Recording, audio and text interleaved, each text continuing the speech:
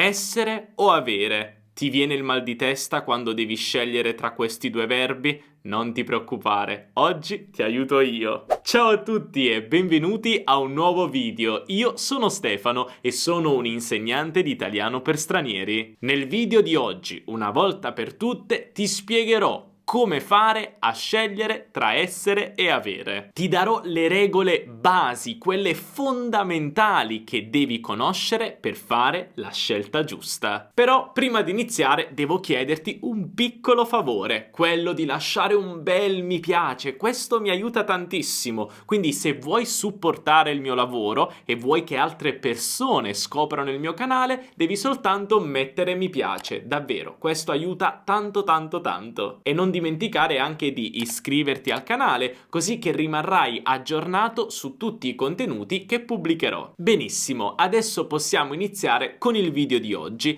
e vorrei iniziare con un piccolo ripasso del passato prossimo. Ricorda che il passato prossimo è un tempo passato in italiano che si usa quando l'azione è avvenuta in un momento preciso nel passato ed è iniziata e finita. Il passato prossimo si forma in questo modo: soggetto più verbo ausiliare essere o avere più il participio passato. Per esempio, ho mangiato oppure sono andato. Ma come facciamo a scegliere tra essere o avere? Beh, devi sapere che in italiano la maggior parte dei verbi richiede avere. Quindi oggi studieremo le categorie di verbi che richiedono essere. E quindi se un verbo che tu vuoi coniugare non rientra in queste categorie, allora dovrai usare avere. Un'altra cosa importante da ricordare è che i verbi che richiedono avere non cambiano il participio passato. Quindi io dico ho mangiato, ma se fossi una donna comunque direi ho mangiato. Invece i verbi che richiedono essere cambiano il participio passato in base al soggetto. Quindi io dico sono andato, ma se fossi una donna direi sono andata. Quindi, quando si usa essere, quali sono le categorie di verbi che usano essere? Beh, prima di tutto, nella prima categoria abbiamo i verbi che indicano un movimento. Questa è una regola molto generale, perché non tutti i verbi che indicano movimento richiedono effettivamente essere, ma in generale quando un verbo indica una sorta di movimento, beh, allora probabilmente richiede essere. Vediamo una lista molto utile di questi verbi. Beh, prima di tutto abbiamo il verbo andare, che ovviamente indica un movimento, andare, quindi diremo sono andato. Poi abbiamo venire, sono venuto,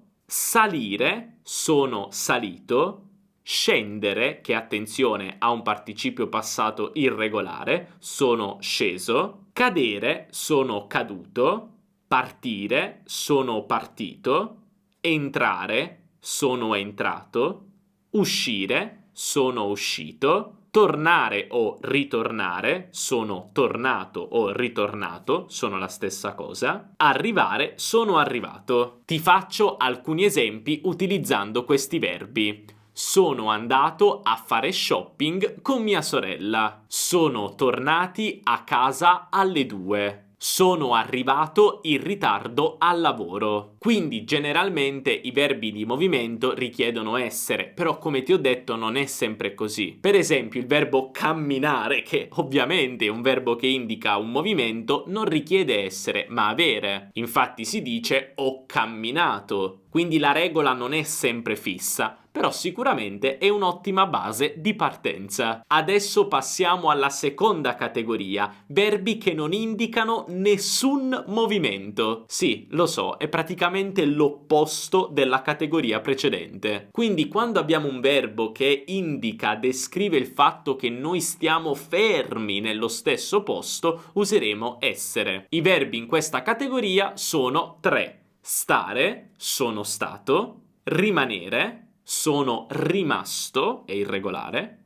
restare, sono restato. Ad esempio potrei dire: sono rimasta a casa ieri sera perché ero stanca. Ora passiamo alla terza categoria, i verbi che indicano un cambiamento di stato. Quindi tutti quei verbi che indicano, descrivono un cambiamento nel soggetto, una trasformazione del soggetto, richiedono essere. In questa categoria abbiamo i verbi crescere, sono cresciuto, diventare, sono diventato, nascere, sono nato, morire, sono morto. Ad esempio, potrei dire: sono nato e cresciuto in Italia. Ora passiamo alla quarta categoria. Tutti i verbi riflessivi. Sì, hai capito bene. Quando un verbo in italiano è riflessivo, richiederà sempre essere, nessuna eccezione. Ovviamente ci sono tantissimi verbi riflessivi, ma vediamo alcuni esempi. Per esempio, possiamo avere il verbo lavarsi, mi sono lavato,